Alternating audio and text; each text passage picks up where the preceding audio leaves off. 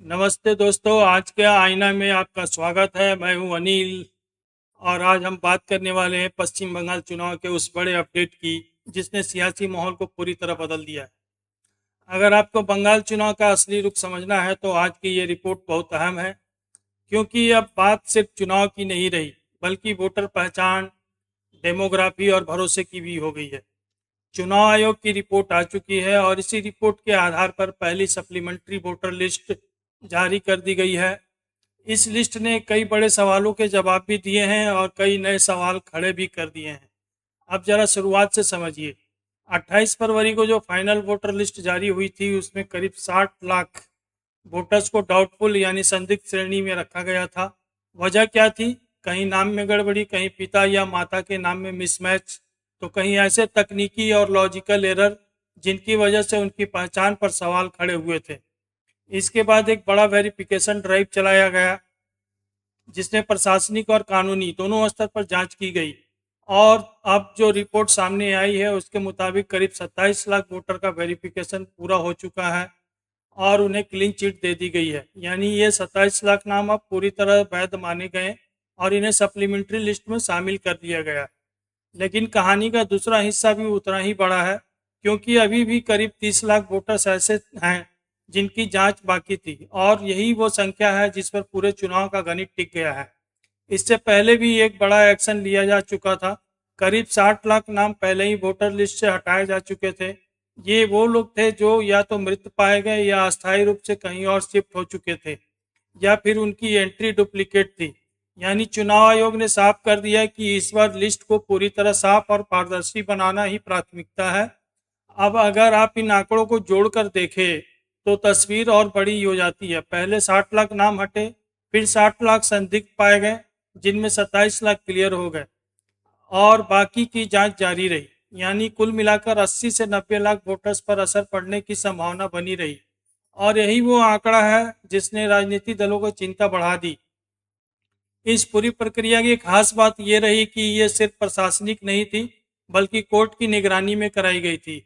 सैकड़ों न्यायिक अधिकारी इस जांच में शामिल रहे जिसने इस प्रक्रिया को कानूनी मजबूती भी मिली।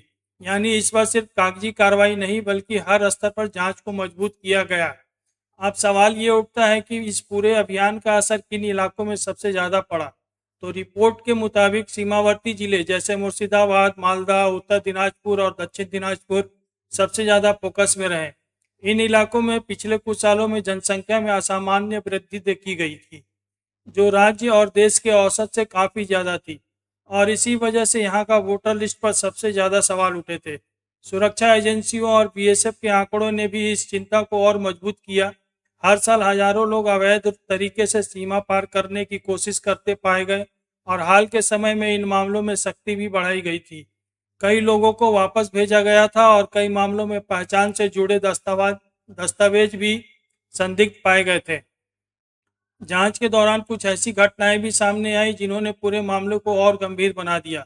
कई जगहों पर आधार कार्ड, पैन कार्ड और वोटर आईडी सड़क पर पड़े हुए मिले, जिससे यह संकेत मिला कि कुछ लोग अपनी पहचान छोड़कर गायब होने की कोशिश कर रहे थे। हालांकि इन घटनाओं को अलग अलग जांच भी की गई, लेकिन इससे संदेह और गहरा गया। जैसे ही सप्लीमेंट्री लिस्ट जारी हुई, राज्य में सुरक्षा के कड़े इंतजाम किए गए। संवेदनशील इलाकों में पुलिस और केंद्रीय बलों की तैनाती बढ़ाई गई, क्योंकि प्रशासन का अंदेशा था कि इस लिस्ट के बाद राजनीतिक तनाव बढ़ सकता है। अब रा, अब अगर राजनीतिक नजरिए से देखें तो इस पूरे मुद्दे ने चुनाव को एक नए स्तर पर पहुंचा दिया। यह सिर्फ पार्टियों की लड़ाई नहीं रही बल्कि वोटर की पहचान और विश्वसनीयता का मुद्दा बन गया। राजनीतिक प्रतिक्रियाएं भी तेज हो गई।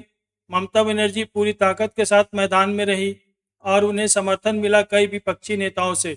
अखिलेश यादव, उद्धव ठाकरे और अरविंद केजरीवाल जैसे नेता खुलकर उनके समर्थन में आए। लेकिन दिलचस्प बात यह रही कि विपक्ष पूरी तरह एकजुट नहीं दिखा। कांग्रेस और लेफ्ट ने अलग रणनीति अपनाई, जिससे यह साफ हुआ कि अंदरूनी मतभेद अभी भी मौजूद हैं। इस बीच बयानबाजी भी तेज हो गई। संजय राउत ने चुनाव आयोग पर सवाल उठाए। उन्होंने आरोप लगाया कि केंद्र सरकार और चुनाव आयोग मिलकर राज्य के प्रशासन में दखल दे रहे हैं और बाहर से अधिकारियों को लाकर माहौल को प्रभावित किया जा रहा है। हालांकि चुनाव आयोग ने अपनी प्रतिक्रिया को पूरी तरह निष्पक्ष और पारदर्शी बताया अब सबसे बड़ा सवाल यही बन गया है कि इस पूरी प्रक्रिया का असर आखिर पड़ेगा किस पर, क्योंकि जब लाखों वोटर्स की लिस्ट बदलती है तो उसका सीधा असर चुनावी नतीजों पर पड़ता है। जिन इलाकों में ज़्यादा नाम हटे वहां समीकरण बदल सकते हैं, और जहां ज़्यादा नाम जोड़े गए वहां नई राजनीतिक ताकत उभर सकती है। यानी 2026 का ये चुनाव सिर्फ सरकार बदलने का चुनाव नहीं रहा, बल्कि ये बन गया है एक टेस्ट कि देश में वोटर लिस्ट कितनी साफ, कितनी पारदर्शी और कितनी भरोसेमंद है। कुल मिलाकर चुनाव आयोग की रिपोर्ट और सप्लीमेंट्री लिस्ट ने साफ कर दिया कि इस बार का चुनाव सामान्य नहीं है। यह एक टर्निंग पॉइंट बन चुका है, जहां हर आंकड़ा, हर नाम और हर फैसला सीधे सत्ता की दिशा तय करेगा। अब सबकी नज़रें टिकी है बाकी बची जांच और अगली लिस्ट पर, क्योंकि वही तय करेगी कि पश्चिम बंगाल की राजनीति किस करवट बैठेगी। इसी के साथ आज के आईना में बस इतना ही। अगर आपको ये विश्लेषण पसंद आया हो तो चैनल को सब्सक्राइब जरूर करें और ऐसे ही गहराई वाले खबरों के लिए जुड़े रहें। धन्यवाद।